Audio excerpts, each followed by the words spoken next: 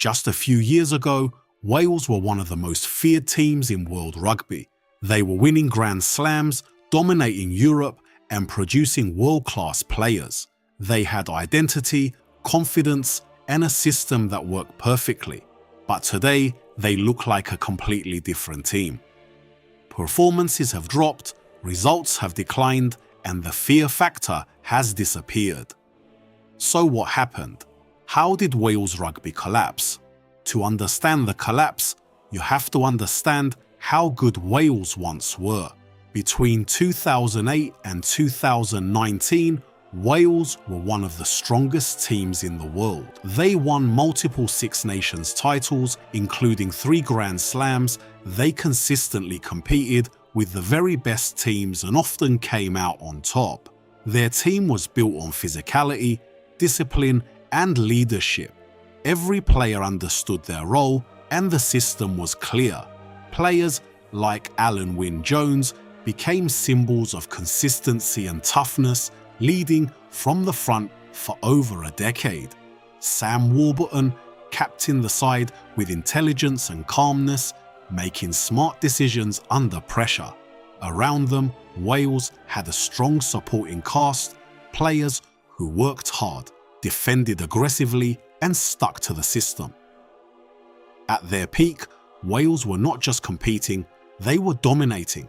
Teams knew that playing against Wales would be a physical and mental battle, but success like that does not last forever. Slowly, things began to change. Key players started to age, and their performances naturally declined. Others retired, leaving gaps that were difficult to fill. Injuries also began to play a bigger role, disrupting team consistency. The core group that had been together for years slowly broke apart. At the same time, the next generation struggled to reach the same level. While there was still talent, it lacked the experience, leadership, and consistency of the previous squad. The balance of the team started to weaken. Wales were no longer as organised, no longer as dominant in key moments, and no longer as confident. But the real issues ran deeper than just players. Behind the scenes, Welsh Rugby was facing serious structural problems.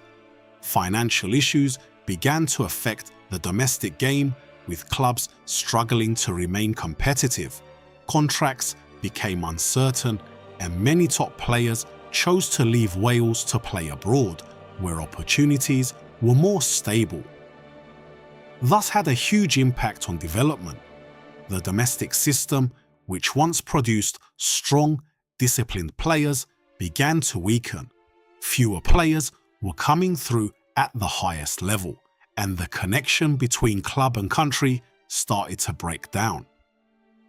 At the same time, coaching instability made things even worse. Changes in leadership meant there was no clear, long-term vision. Different coaches brought different styles, which created inconsistency. Players struggled to adapt, and the team lost its identity. Wales were not just losing games, they were losing structure, confidence, and direction. And eventually, it all showed on the pitch. Performances dropped significantly, losses became more frequent, and even when Wales competed, they lacked the edge that once made them so dangerous. A team that once looked confident and dominant now looked uncertain, disconnected, and reactive instead of proactive. Fans started to lose belief. The atmosphere around the team changed. Instead of expecting wins, supporters began to hope for improvement. And for the first time in years, Wales were no longer feared by their opponents. Wales did not collapse overnight. It was a slow and gradual decline, caused by aging players, a weakening system, and deeper issues behind the scenes. Everything that once made them successful slowly disappeared, and unless those problems are properly addressed, this is not just a temporary dip. It could be the start of a long and difficult rebuild.